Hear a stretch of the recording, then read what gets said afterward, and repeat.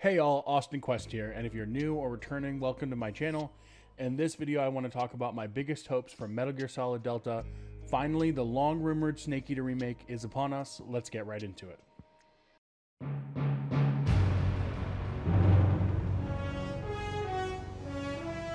Metal Gear Solid Delta is easily one of my most anticipated games of the year, on par with how I'd assume Final Fantasy fans were about the Final Fantasy VII remake.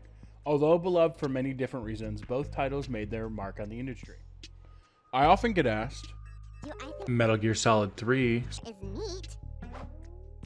Actually, my love for him burns with the white-hot intensity of 1,000 suns. And I do truly love Metal Gear Solid 3. From the characters, the story, and bosses, MGS3 is a perfect game in my opinion, and a huge driver for that is the gameplay. Whether it's crawling through the jungle, infiltrating the interior warehouses, or sneaking through the weapons labs in disguise, MGS3 is a definitive masterpiece of a game. So the pressure is on. Suffice to say, Metal Gear Solid Delta needs to knock this out of the park to foist MGS back into the powerhouse franchise it once was. Despite the drama between Kojima and Konami, there is a huge opportunity to ensure the success of one of the most important IP in the industry. Naturally, they are going to need a refresh of the controls, but my question is, how much of a change is that going to be, and how much of a change is actually needed? One of the reasons I was most excited for the Metal Gear Solid Master Collection Volume 1 was because I was already dabbling with a custom control scheme on MGS3 HD on the best handheld to ever exist, the PlayStation Vita. With that, I was eager to jump back in knowing I'd be able to use the custom button assignments and the system accessibility settings, making MGS 2 and 3 play a lot more like a modern shooter. And here's how I was able to achieve that. I used L2 as the first-person view mode instead of R1, R2 to shoot instead of square, moved the item and weapon equip buttons to L1 and R1 instead of the triggers, switched the action button to square to make interacting with ladders or climbable vines and crates easier, and set triangle to activate scopes on weapons like the SVD or the RPG-7, which was originally L1. As is, these controls make MGS3 play like a dream, and it hits me right in the childhood being able to benefit from the modern conveniences of gaming today. As for Delta, they can go two places with the style of gameplay. They could go something more akin to Metal Gear Solid 5 The Phantom Pain, which is definitely a standout when it comes to gameplay, or they could go with a style more similar to the original, but with some of the enhancements that came later by the way of Metal Gear Solid 4 Guns of the Patriots. But first, let's take a look at what Konami has confirmed about the project. In a statement titled, quote, Message from Development Team, they wrote, quote, We thank you and sincerely appreciate your continuous support. Currently, the development team are working together to create an environment where fans can experience and enjoy the Metal Gear series on the latest platforms. We are remaking Metal Gear Solid 3 Snake Eater, one of the most beloved installments of the Metal Gear series, revealing the origin of Snake as Metal Gear Solid Delta Snake Eater.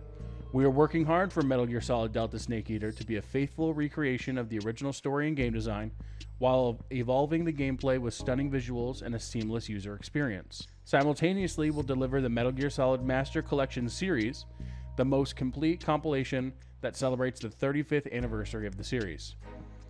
The Metal Gear Solid Master Collection allows fans to play the games as they were as first released on the latest platforms.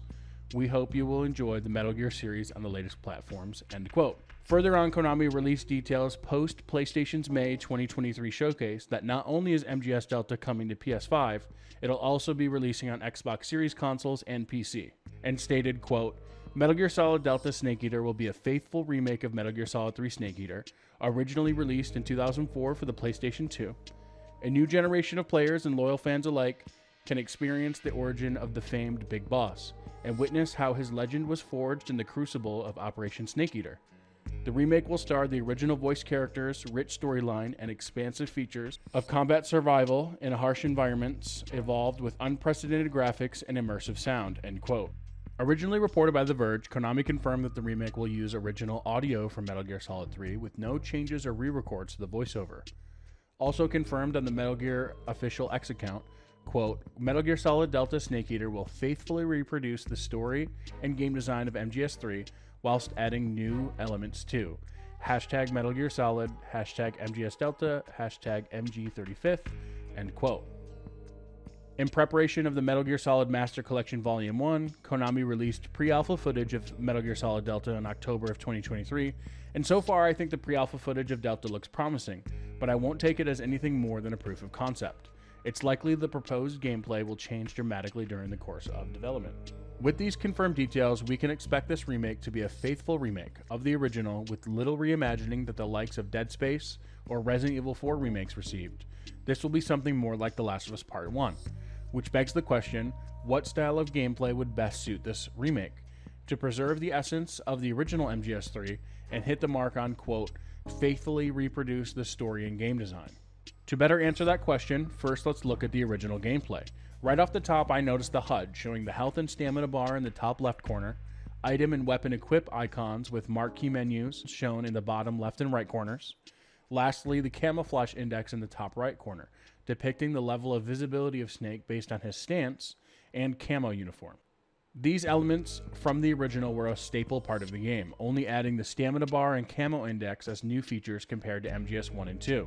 In order to capture the essence of MGS3, I'd argue that these elements are imperative to achieve a faithful reproduction of the game.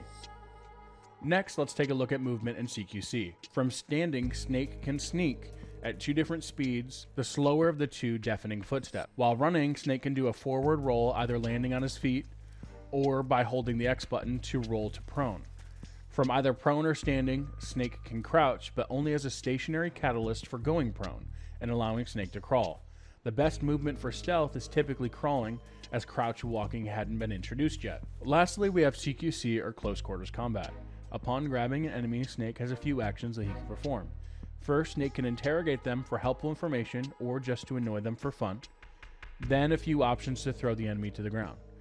First, a slam takedown, knocking them out, or when holding them, throw them down on their face or back, allowing an easier hold-up. Snake can also aim his weapon to take out a distant enemy while holding another, and lastly, Snake can kill them directly by slitting their throat. These actions were revolutionary for their time and still hold up today, especially with the custom button assignments we talked about earlier. Though a refresh on these, taking the control action off the face buttons, would be ideal. In addition to that, the gameplay systems allow the player to quickly unequip and re-equip items or weapons, which make managing the boss fights easier due to the auto reloading of weapons, skipping a reload animation. These features are part of what made the speedrunning community for this series so prolific, making these games infinitely replayable. I find these elements important in that these systems allow the player to pick how they want to play.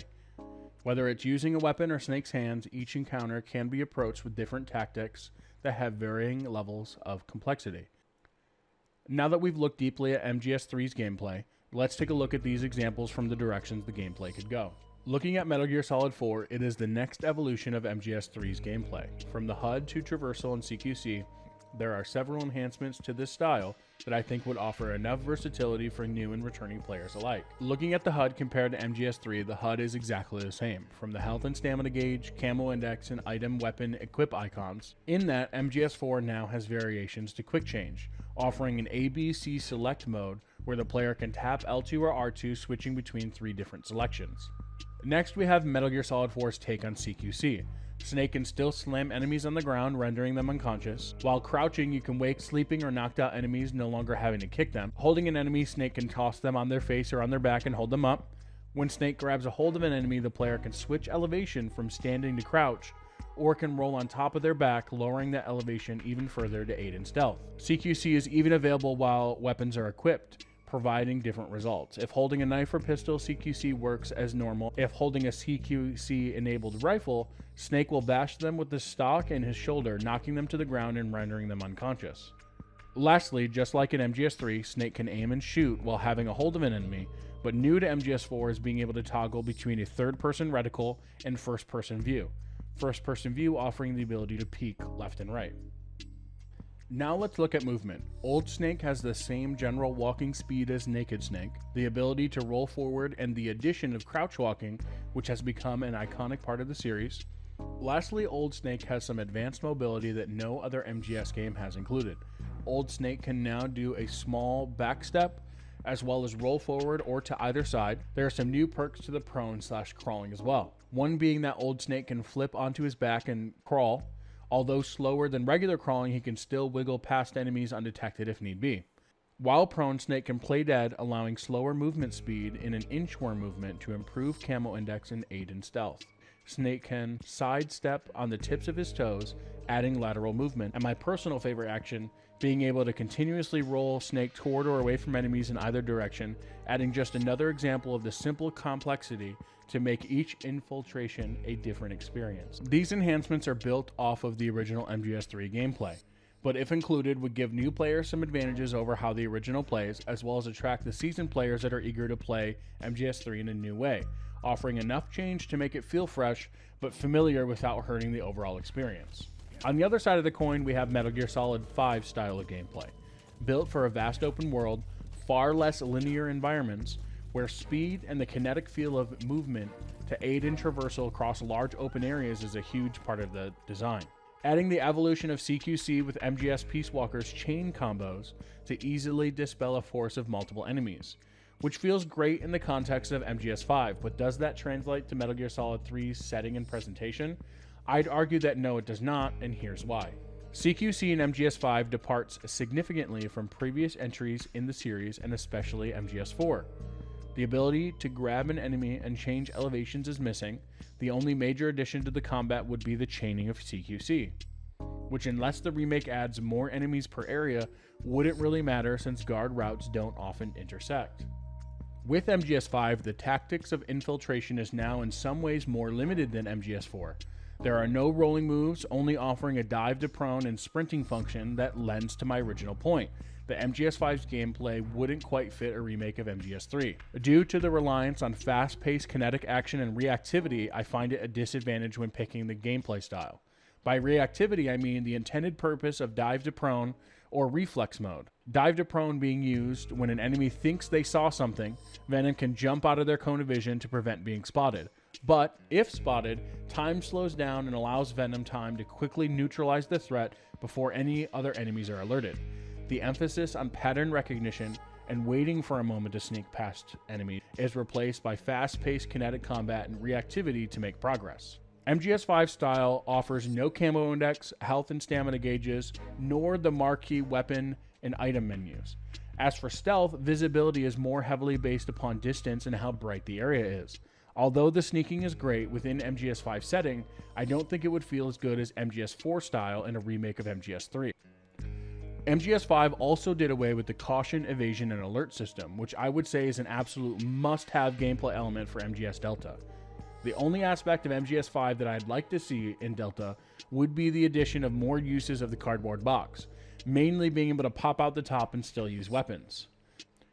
Although, that may be a bit too campy for MGS3.